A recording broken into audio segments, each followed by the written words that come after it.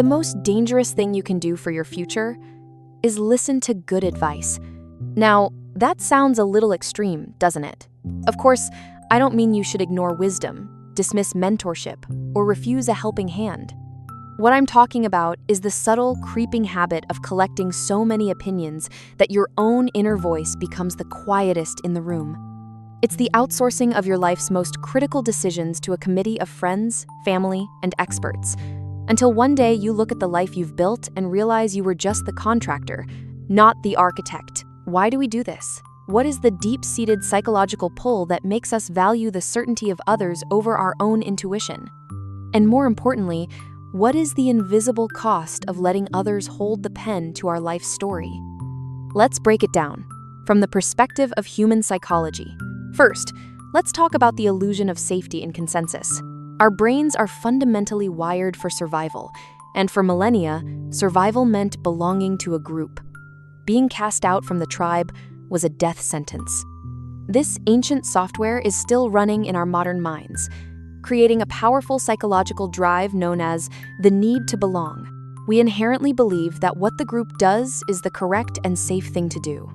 Psychologists call this social proof. When we're uncertain, we look to others for cues on how to act, think, and feel, assuming the majority knows something we don't.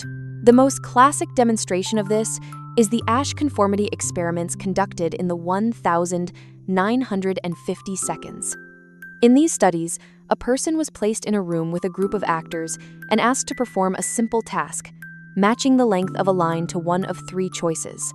The answer was always obvious, but then the actors would all start giving the same, clearly incorrect answer. What happened? Around 75% of participants conformed to the wrong answer at least once, simply because the pressure of the group made them doubt their own eyes. When interviewed later, most admitted they didn't believe the wrong answer but were afraid of being ridiculed or seen as peculiar. Think about this in your own life. It's the feeling of choosing a sensible career path, like medicine or law, because it earns the unanimous approval of your family, even when your passion screams for you to be a graphic designer or a chef. The social proof is overwhelming. Everyone agrees it's the right choice. Taking that path feels safe, secure, and validated. But that safety is an illusion. You're not avoiding risk. You're just trading the risk of failure for the certainty of quiet regret. You're trading authentic happiness for temporary approval. Second, it's crucial to understand your own locus of control. This is a foundational concept in personality psychology developed by Julian B. Rotter in the 1,950 seconds. It refers to the degree to which you believe you have control over the outcomes of your life. It exists on a spectrum. On one end, you have an internal locus of control, the belief that your own actions and decisions dictate your life. On the other end is an external locus of control, the belief that your life is governed by outside forces like luck, fate, or powerful others. People who lean towards an external locus of control are far more likely to become chronic advice seekers. Why? Because if you believe the keys to your success and happiness are held by external forces, it feels logical to constantly ask those external forces, other people, for the right answers. You're not seeking data to inform your own decision. You're seeking the decision itself. You're asking for a key, hoping someone else has the one that will unlock your future. Imagine two people are laid off from their jobs. The one with a strong external locus of control might say, "My boss never gave me the right advice. The economy is terrible. I just have bad luck." They feel powerless and will likely ask friends and family, "What should I do now?" seeking a pre-made plan. The person with a strong internal locus of control, however, is more likely to say, "This is a major setback. What can I learn from this? What actions can I take to find a better opportunity?" They might still seek advice, but their questions will be different. They'll ask, "Based on your experience, what are some effective job searching strategies?" Or, "Can you give me feedback on my resume?" They are gathering tools, not asking someone else to build the house for them. When you constantly ask for directions, you forget how to read the compass inside of you. Cultivating an internal locus of control is about taking back that power and trusting that you are the ultimate driver of your life, even if you sometimes ask for help navigating the traffic. Third, we have to acknowledge the hidden agenda in all advice. This isn't to say that people are malicious. In fact, most advice comes from a place of genuine care, but no piece of advice is ever truly objective. It is always filtered through the advice giver's personal history, their fears, their triumphs, their regrets, and their cognitive biases.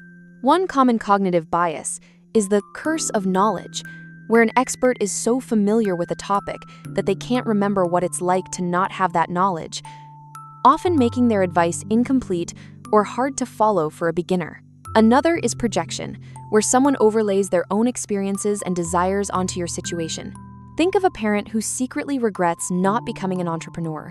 They might push you relentlessly to start your own business, not because it's necessarily your dream, but because it's theirs. They aren't seeing you. They're seeing a chance to edit their own past.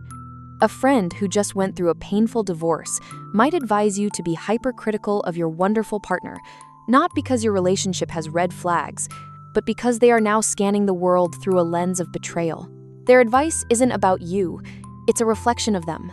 They are handing you a map, but it's a map to their treasure, not yours.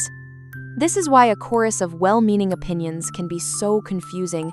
You're getting directions to a dozen different destinations. The most profound realization you can have is this: he hopes you live the life he expects of you, not the life that is truly yours. And honoring that distinction is the beginning of true self-ownership.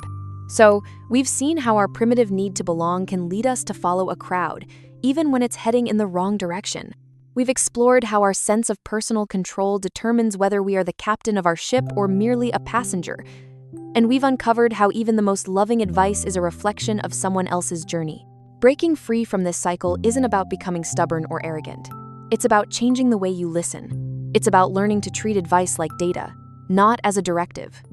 It's information to be considered, weighed against your own values, and then either integrated or discarded.